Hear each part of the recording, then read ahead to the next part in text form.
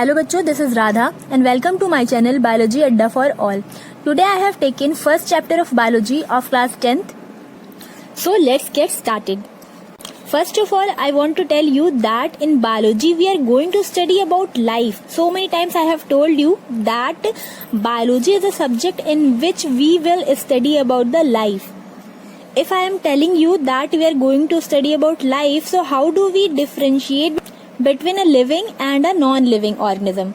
For example, if I will ask you that to give some examples of living things, so definitely you will tell me the name of any animal, bird, human being, etc. And if I will ask to you any example of non-living thing, that time you will give some example of non-living thing like bed, cupboard, pen, pencil, etc. If we take any example like man and compare it with a non-living thing like pen, so what are the signs that tells us that man is a living thing and pen is a non-living thing? Then first difference we will see that man can move from one place to another place. He can move his hand also, he can move his head also, he can speak and he can move his tongue also. So many things, so many movement can be seen in man's body. But in case of pen cannot move by itself. So movement is the first thing that can tell us that man is a living being and pen is a non-living being, because man can move by itself and pen cannot be moved by itself. Now if I will ask you that if man is sleeping, that time can you differentiate between a man and a pen? Because man is sleeping and he cannot able to move his hand also, he cannot able to move his head also. That time you can differentiate. Yes, we can differentiate because some of the movements are happening in the body of man. We can see continuously man is breathing. That can cause some movement in the body of man. We can see, we are able to see these things. Not only breathing, but some other things are also happening. Some metabolic functions are occurring inside the body of man that can tell that man is a living being. In class 9th also I have told you so many times that so many metabolic functions are occurring inside our body continuously. Whether we are sleeping or we are standing, doesn't matter. So first thing that we have learned from this activity, that movement is the first thing that can tell us that which organism is living and which organism is non-living. We can say that so many metabolic functions are taking place in our body, and because of those metabolic functions we are living. All living organisms are existing on this earth just because of these metabolic functions. So do you believe that these metabolic functions are possible without any food? First of all, revise that what I have told you about the food. What is food? I have told you that food is a substance that gives us energy to do work. So all living organisms need some food to do work. These processes which are taking place inside our body is known as life process. So let us see what are life process. As I have told you that several metabolic functions are continuously taking place inside our body, and each organism needs energy for various activity. For example, to move, to reproduce, to breathe. So for doing anything we need some energy.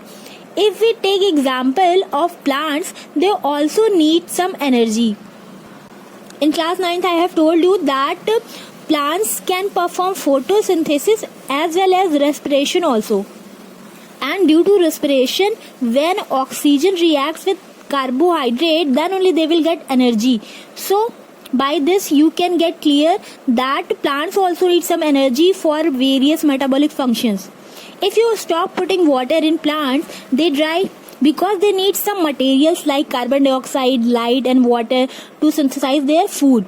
One thing remember, that plants can synthesize their own food with the help of carbon dioxide, light and water. So by this process they are making their food because they need some food, that's why they are making food. Now depending upon their body structure, as we know that the fundamental unit of life is called cell, and each cell needs some energy to do different kind of metabolic functions. Many metabolic functions are taking place inside the body of living being. So learn this definition of life process, that the process which together perform the maintenance function which are essential for sustaining life. If any human or anything is living, anything is called living, it means so many processes are taking place inside the body of living being. If we are taking example of human being, can you name any process like respiration, digestion, excretion? So many processes are there now. If any of one will stop working, if any organ, any process will stop, what will happen? It can cause death.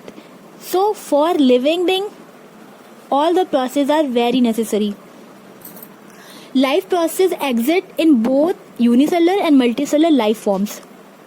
So we can say that for living, for survival, these processes are very much required. If any person is dead, it means he is not breathing, not moving, not performing any life process.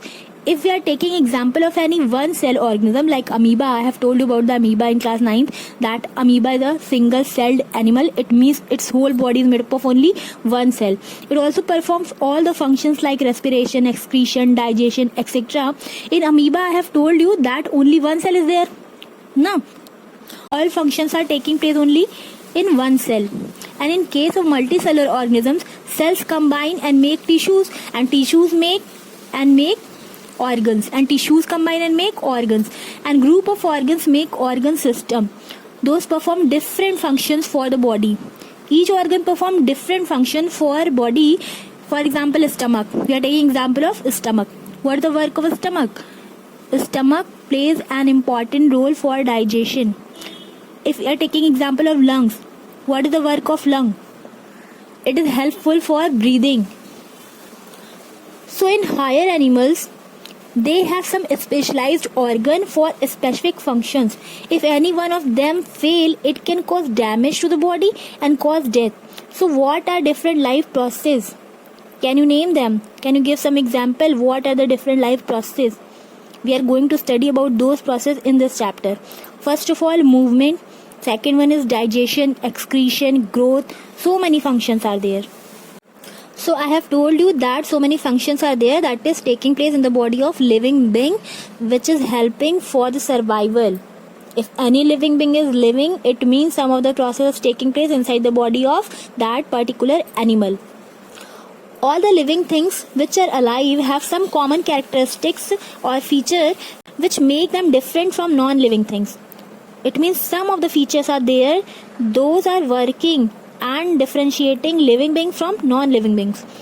The characteristics of living beings are as follows. First of all, see this. It is very simple. You can learn this. Living things can move by themselves. I have told you, I have explained very well that living things can move. Humans can move, animal can move. If you will say that plants cannot move, but if you will observe very carefully, you can see that the parts of plants can move. Yes. Second one is living things need food, air and water. We have discussed. Third one, living things can grow. If we will see any baby of human or a small plantlet, that it will grow into a adult human, and that plantlet of any particular plant definitely can grow into a tree. Fourth one, living things can respond to change around them. They are sensitive. You can take example of yourself. If you are facing sunlight, that time what you will feel? You will feel very hot. It means you are sensitive. If you will burn any leaf of any plant, what will happen? The leaf will shrink. It means plants are also responding. We can take example of sunflower also. We all know about the sunflower, that it is affected by a sunlight. Fifth point is living things respire, release energy from food. I have told you about the respiration. Next one is living things can excrete. If living things are using food, so what will happen after that? They will excrete something. Some of the waste material will come out, and the removal of that waste material from the body or cell is known as excretion. And last one is living things can reproduce. All the living beings can produce any new organism by themselves. They can have young ones. So these are the characteristics. Those are playing very important role and differentiating living beings from non-living beings. So learn these points. These all points very important. It can come in your examination. Okay. Now we will see what are life process. I have told you what is life process, and now we will discuss about the different kind of life process. After this, what you have to learn? What is life process? Learn this definition and characteristic. I have told you the difference between living and non-living beings. That is very important. In next video, we will discuss about the nutrition and types of nutrition, and further we will discuss about this chapter.